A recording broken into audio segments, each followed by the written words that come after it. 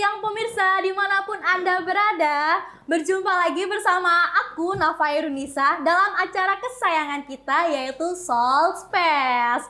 Senang sekali rasanya saya dapat menemani Anda selama 15 menit ke depan. Tentunya dengan tema yang menarik yang akan kita bahas pada kali ini. Pada perjumpaan kita kali ini kami akan membawakan tema yang spesial, tentunya dengan tema mental health self-diagnosis Gen Z menurut pandangan ahli. Baik pemirsa, di studio kita sudah kedatangan tamu spesial. Ada Mas Ari Prasetyo, SPSI. Beliau adalah seorang dari konselor Puspaga Kesengsem Kabupaten Sleman. Dan juga ada Kak Evantio Yudhistira sebagai Gen Z yang akan mengungkap dan berbincang isu tentang self-diagnosis mental health yang pastinya relate banget pada saat ini. Halo Mas Ari, selamat datang. Halo Mbak. Senang sekali rasanya Anda dapat hadir di studio kita hari ini. Dan juga ada Kak Evantio Yudhistira. Halo Kak Evan. Ya, halo. Oke pemirsa, kita akan mulai dari Kak Evan ya. Sebagai kalangan Gen Z nih, bagaimana awal mula kakak bisa self-diagnosis terkait gangguan mental ini? Oke, awalnya itu di tahun 2021, Ya. kebetulan waktu itu aku kelas 12 SMA. Pada waktu itu kan kita menghadapi beberapa ujian, dan salah satunya itu kan ujian SBMPTN. Nah itu tuntutan dari orang tua cukup berat untuk bisa masuk ke perguruan tinggi negeri. Padahal waktu itu aku juga merasa nggak nyaman ada di jurusan Saintek. Oke. Nah ketika itu belajar keras banget, pagi, siang, malam, itu sampai merasa bahwa ada ketakutan dalam diri untuk gagal dalam ujian tersebut.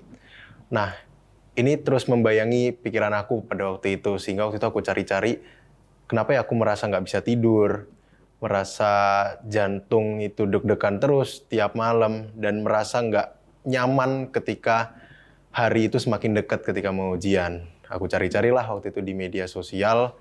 Kebetulan waktu itu kan pandemi TikTok lagi rame-ramenya, Ya.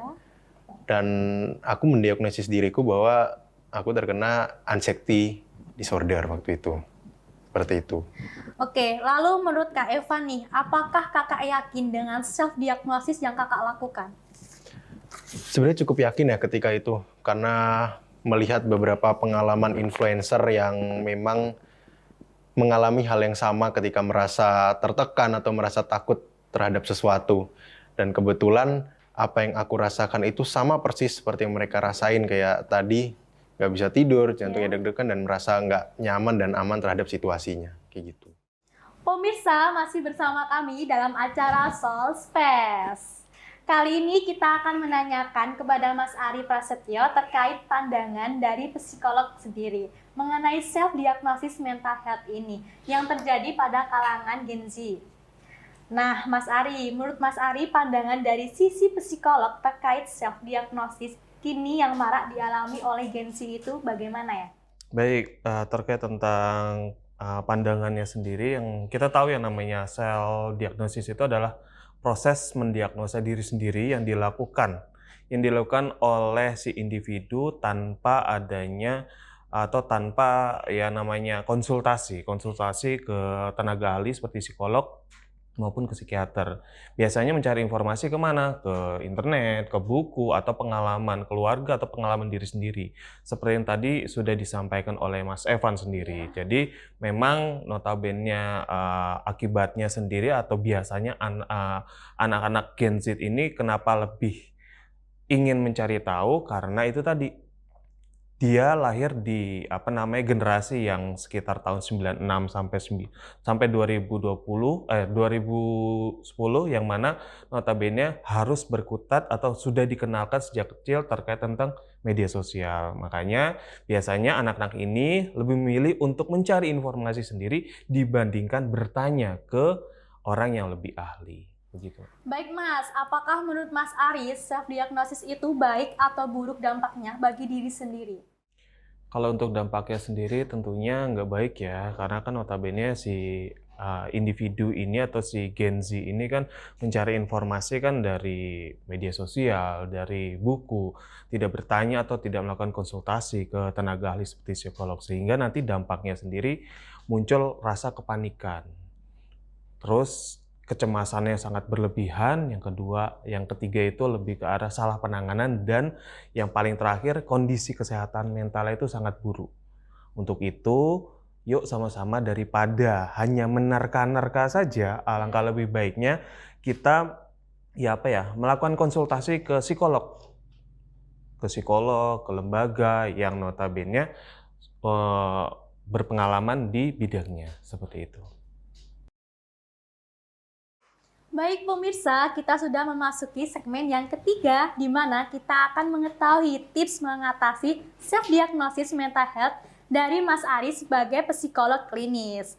Nah, tadi kan kita sudah membahas banyak tentang self-diagnosis mental health itu sendiri ya.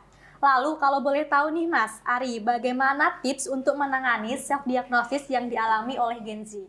Baik, kalau untuk tipsnya sendiri, yang pertama sendiri harus mengenali atau memahami bagaimana kondisi diri sendiri gitu. Yang kedua lebih ke arah mampu menyelesaikan ketika ada permasalahan.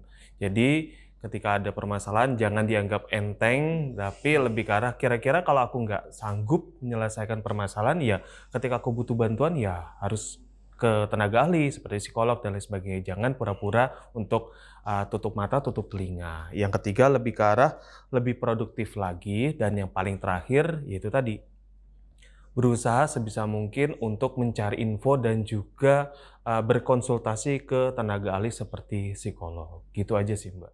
Baik, kita lanjut ke Kak Evan dulu ya. Bagaimana ke depannya, apakah Kak Evan mau konsultasi ke psikolog ketika mengalami permasalahan yang serupa?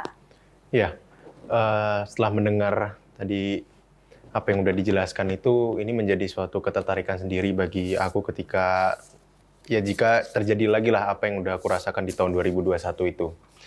Tetapi mungkin dengan tidak asal self-diagnosis itu merupakan awal yang mungkin aku lakukan.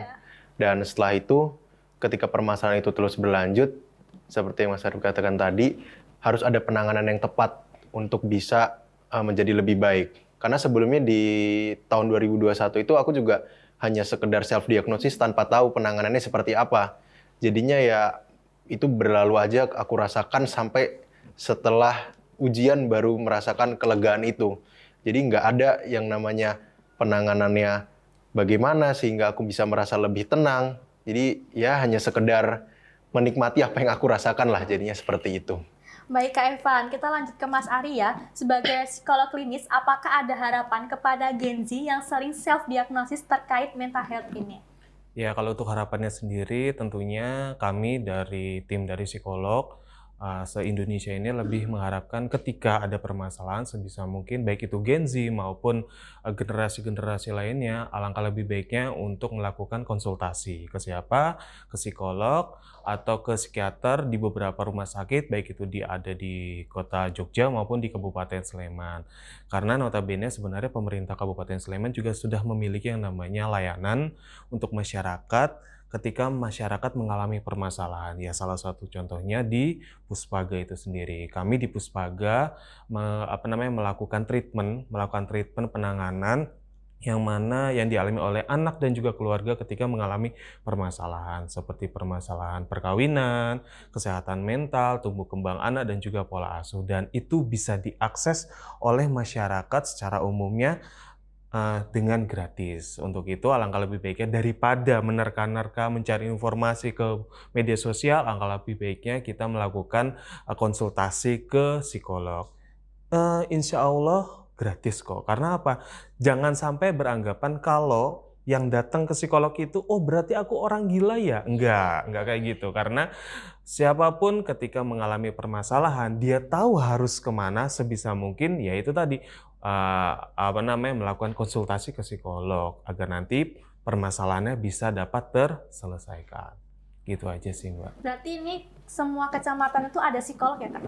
Kalau untuk di Kabupaten Sleman, alhamdulillah di 25 puskesmasnya sudah memiliki psikolog semua, dan di rumah sakit di RSUD Sleman juga ada psikolog dan ada psikiater. Jadi alangkah lebih baiknya kalau memang biasanya itu kami kliennya jauh, kami biasanya akan mengarahkan ke puskesmas domisili si klien. Misalnya untuk di daerah Berbah, Kalasan, maupun Prambanan. Itu kan lumayan jauh tuh untuk datang ke kabupaten.